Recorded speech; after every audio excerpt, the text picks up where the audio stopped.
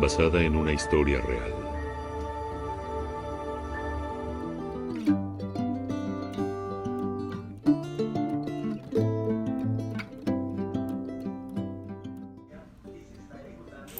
La era nuclear empezó el 16 de julio de 1945, en un desierto cercano a la localidad de Alamogordo en el estado de Nuevo México, donde Estados Unidos detona su primera bomba atómica. Menos de un mes después se lanzaron las bombas atómicas sobre Hiroshima y Nagasaki. Tras el ataque a Japón en la Segunda Guerra Mundial vino la Guerra Fría, y a partir de 1966 a 1972, Francia realizó pruebas nucleares en la atmósfera en sus territorios situados en el Pacífico Sur, principalmente en el atolón de Mururoa, perteneciente a la Polinesia Francesa. Mientras se realizaban las pruebas nucleares, Francia estableció zonas prohibidas a las aeronaves y zonas peligrosas para la navegación aérea y marítima, con el fin de que los aviones y buques no se aproximaran al lugar donde se realizaban los experimentos. Hasta 1974 se habrían llevado a cabo 46 ensayos nucleares atmosféricos en el Pacífico Sur. A lo largo de estos ensayos se produjeron una serie de incidentes que confirmaron que la actividad nuclear francesa en el Pacífico Sur era más nociva de lo previsto. Estos incidentes incluyeron la explosión no controlada de una bomba de 120 kilotones desviada por el viento, una medición de radiación resultante 5 veces superior a la permitida y varias evacuaciones entre 1966 y 1972. El Comité Científico de las Naciones Unidas para el Estudio de los Efectos de la Radiación Atómica, en sucesivos informes presentados a la Asamblea General, había indicado que las pruebas con armas nucleares efectuadas en la atmósfera liberan y diseminan en todo el mundo grados variables y cantidades mesurables de materias radioactivas. Los intentos para limitar los ensayos nucleares han sido numerosos, y algunos de ellos se han cristalizado en acuerdos convencionales que han limitado las posibilidades de llevar a cabo pruebas nucleares. El primer acuerdo se celebra el 5 de agosto de 1963. Se firmó en Moscú el Tratado de Prohibición Parcial de los Ensayos, por el que se prohíben las pruebas de armas nucleares en la atmósfera, el espacio ultraterrestre y debajo del agua, excepto los subterráneos. Tan solo unos pocos países importantes militarmente como Argentina, Pakistán, China y Francia no se acogieron al tratado. Durante los 50 años que pasaron entre el fatídico día de 1945 y la apertura para la firma del Tratado de Prohibición Completa de Ensayos Nucleares en 1996, se realizaron más de 2.000 ensayos nucleares en todo el mundo. Entre estos, Estados Unidos llevó a cabo 1.032 pruebas entre 1945 y 1992. La Unión Soviética 715 entre 1949 y 1990. El Reino Unido 45 entre 1952 y 1991. Francia 210 entre 1960 y 1996. China 45 entre 1964 y 1996 e India una prueba en 1974. El Tratado de Prohibición Completa de los Ensayos Nucleares fue negociado en Ginebra entre 1994 y 1996 y posteriormente aprobado por la Asamblea General de las Naciones Unidas el 10 de septiembre de 1996. El tratado de 17 artículos y un protocolo que recoge los procedimientos de verificación de su cumplimiento prohíbe todos los tipos de ensayos nucleares, incluidos los denominados ensayos pacíficos y las pruebas de explosiones nucleares de reducida potencia. Desde su apertura a la firma, el número de ensayos se redujo drásticamente. A pesar de que está abierto a la firma desde 1996, la necesidad de tener un arma que proteja frente a posibles amenazas ha provocado que algunos países no deseen desprenderse de su poder nuclear. 184 estados han firmado el tratado y 168 lo han ratificado. Aquellos países que ratifiquen el tratado se comprometen a nunca, bajo ninguna circunstancia, desarrollar, probar, producir, fabricar o adquirir, poseer o almacenar armas nucleares u otros dispositivos nucleares explosivos. Para que el tratado entre en vigor debe ser ratificado por aquellos estados que poseen capacidades nucleares importantes. Este tratado entra en vigor el 22 de enero de 2021, siendo este un tributo a los sobrevivientes de las explosiones y pruebas nucleares. No obstante la importancia de la entrada en vigor del tratado, cabe recordar que hasta ahora Estados Unidos, el Reino Unido, Rusia, China y Francia, las 5 potencias nucleares y miembros permanentes del Consejo de Seguridad, no han firmado el acuerdo. The country owes its varied topography and perhaps its appearance above the waves to the dynamic boundary between the Pacific and Indo-Australian plates. Australia, which gradually submerged after separating from the supercontinent Gondwana. About 25 million years ago, a change in the motion of the tectonic plates began at the process of lifting and compressing the terrain. Now, this process is most evident in the Southern Alps, formed by the compression of the Earth crust just next to the Alpine fault. Elsewhere, plate boundary involves subduction of the one plate underneath to the other, creating multiple plates, such as the Pizer Trench to the south, to the Haikurangi Trench to the east, and the Kermendek and Tonga Trenches further north. It is a country of Oceania, located in the southwest of the Pacific Ocean, constituted in a parliamentary monarchy. It is made of two large islands, the North Island and the South Island, along with a large number of smaller islands, among the Sweeter Island and the Kedman Island. The Kingdom of New Zealand also includes the Cook Islands and new autonomous states in free association, the Tokelau Archipelago and the Ross Antarctic Independency. The capital of New Zealand is the city of Wellington, located in the North Island. New Zealand, notable for its geographic isolation, is located about 2,000 kilometers southeast of Australia and the Tasman Sea, and its close neighbors to the north are New Caledonia, Fiji, and Tonga.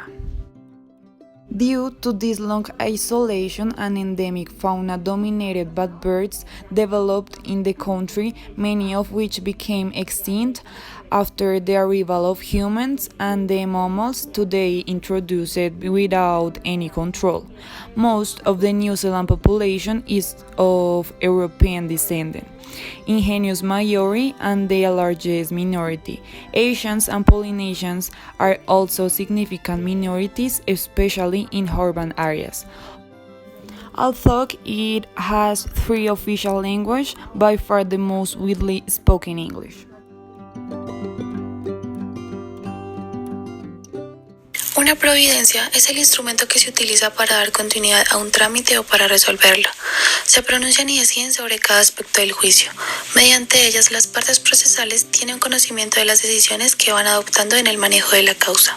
Por otra parte, un fallo es una orden de un tribunal que constituye la sentencia con respecto a una demanda. La Corte desempeña una doble misión: el arreglo de las controversias de orden jurídico entre los estados que les sean sometidas por estos, y la emisión de dictámenes consultivos sobre cuestiones jurídicas que le sometan los órganos u organismos de las Naciones Unidas.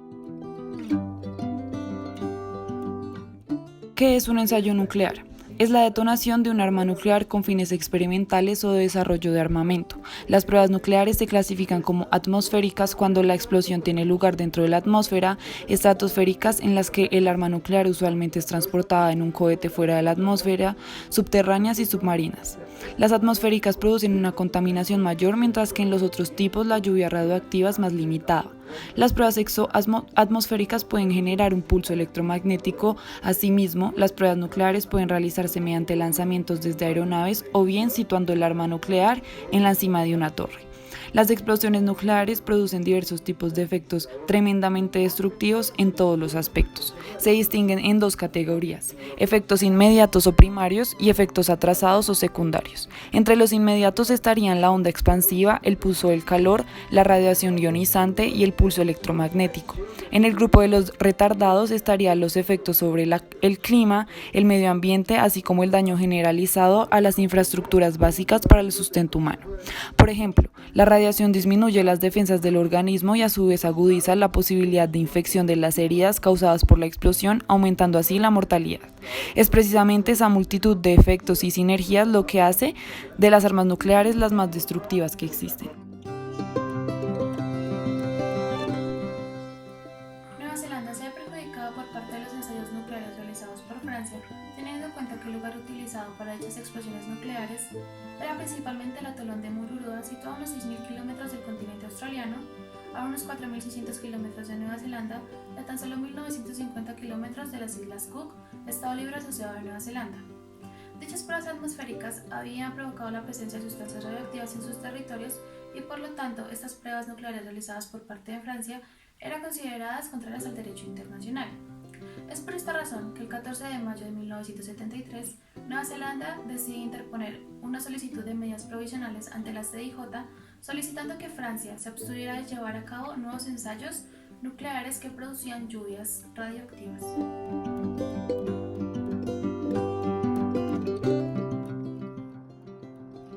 8 votos contra 6, la Corte dictó una providencia en la que, en espera del fallo definitivo sobre el caso relativo a los ensayos nucleares, indicó las siguientes medidas provisionales. Los gobiernos de Nueva Zelanda y Francia ambos debían procurar no realizar algún acto que pudiera agravar o ampliar la controversia sometida a la Corte o menoscabar los derechos de la parte contraria para obtener la ejecución del fallo que la Corte pudiera pronunciar en el caso. Y en particular, el gobierno francés debía abstenerse de realizar ensayos nucleares que provocaran el depósito de precipitación radioactiva en el territorio neozelandés.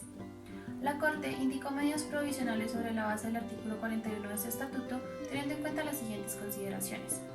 Es necesario para la Corte resolver las cuestiones de su competencia y de la admisibilidad de la demanda, por lo que establece que la documentación presentada a la Corte por parte de Nueva Zelanda lleva a concluir en la presente fase de la actuación que las disposiciones invocadas por el demandante con respecto a la competencia de la Corte parece en principio proporcionar la base para fundamentar esta competencia. Yo no presenté contramemoria y en una carta del 16 de mayo de 1973, yo, Francia, manifesté que consideraba en el caso que no podía aceptar su jurisdicción y que pedía que el caso se retirara de la lista de la Corte. A los efectos de las presentes actuaciones, basta señalar que la información presentada ante la Corte no excluye la posibilidad de que llegue a demostrarse que podría seguirse un perjuicio para Nueva Zelanda del depósito de territorio neozelandés de residuos radioactivos procedentes de los ensayos mencionados anteriormente y que este perjuicio sería irreparable. En varias declaraciones públicas hechas en 1974, había anunciado mi intención, tras completar la serie de ensayos atmosféricos, abandonaría la realización de tales ensayos, y la Corte concluyó que el objetivo de Nueva Zelanda se había cumplido y, de hecho, en la medida en que yo me había comprometido a no efectuar nuevos ensayos nucleares en la atmósfera en el Pacífico Meridional, al haber desaparecido así, la controversia o reclamación no tenía ya objeto y no existía nada sobre lo que hubiera que fallar. Para fundar la competencia de la Corte, la solicitud se basaba en el Acta General para el Arreglo Pacífico de Controversias Internacionales, concertada en Ginebra en el año 1928, con los artículos 36 y 37 del Estatuto de la Corte. En la carta del 16 de mayo de 1973, yo, Francia, manifesté que consideraba que la Corte carecía de competencia en el caso y que no podía aceptar su jurisdicción, y que pedía que el caso se retirara de la lista de la Corte, habiendo pedido el demandante que la Corte indicara medidas provisionales mediante una providencia del 22 de junio de 1973. Se indicó que, en espera de la decisión definitiva, yo, Francia, debía evitar todo ensayo nuclear que causara el depósito de desechos radioactivos en el territorio del demandante.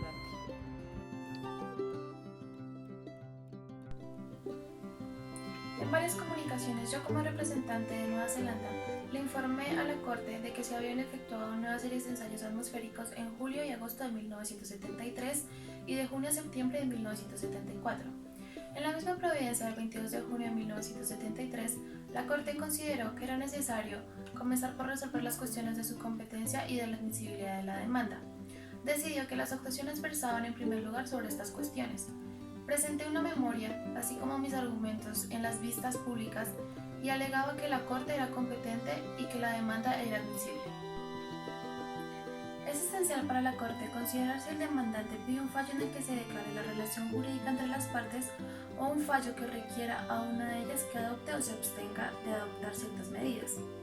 Y la Corte está facultada para interpretar las alegaciones de las partes y para excluir, cuando sea necesario, ciertos elementos que haya que considerar, no como indicaciones de lo que la parte pide que la Corte decida, sino como razones expuestas para que decidan el sentido que se pretende. En este caso, si se tiene en cuenta toda la demanda, los canjes diplomáticos efectuados por las partes en los últimos años, los argumentos del demandante ante la Corte y las declaraciones públicas hechas en su nombre durante el procedimiento oral y después de él, Resulta evidente que el objeto original y último del demandante era y ha seguido siendo obtener la terminación de los ensayos nucleares atmosféricos de Francia en el Pacífico Sur. La oficina del presidente de la República Francesa, el 8 de junio de 1974, le transmitió al demandante que debido a la fase alcanzada en la realización del programa francés de defensa nuclear, Francia estará en situación de pasar a la etapa de explosiones subterráneas tan pronto como se complete la serie de ensayos previstos por este verano. Nuevas declaraciones se figuraron en una nota de la embajada francesa en Wellington, una carta del presidente de Francia al primer ministro de Nueva Zelanda, una conferencia de prensa dada por el presidente de la República, un discurso pronunciado por el ministro de Relaciones Exteriores en la Asamblea General de las Naciones Unidas, una entrevista en televisión y una conferencia de prensa del ministro de Defensa.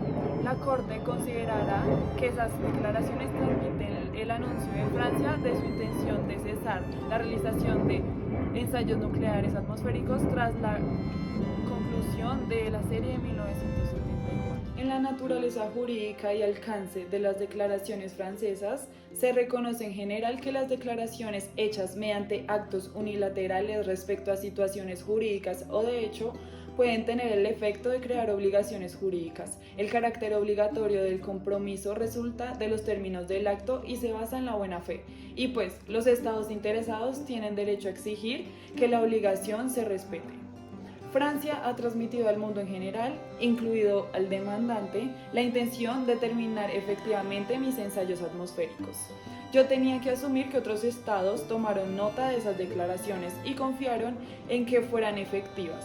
Es cierto que no he reconocido que estuviera obligada por ninguna norma de derecho internacional a concluir mis ensayos, pero eso no afecta las consecuencias jurídicas de las declaraciones hechas. La Corte sabe que el objetivo del demandante se ha cumplido de hecho, en la medida en la que la Corte entiende que yo, Francia, he adquirido la obligación de no realizar nuevos ensayos nucleares atmosféricos en el Pacífico Meridional.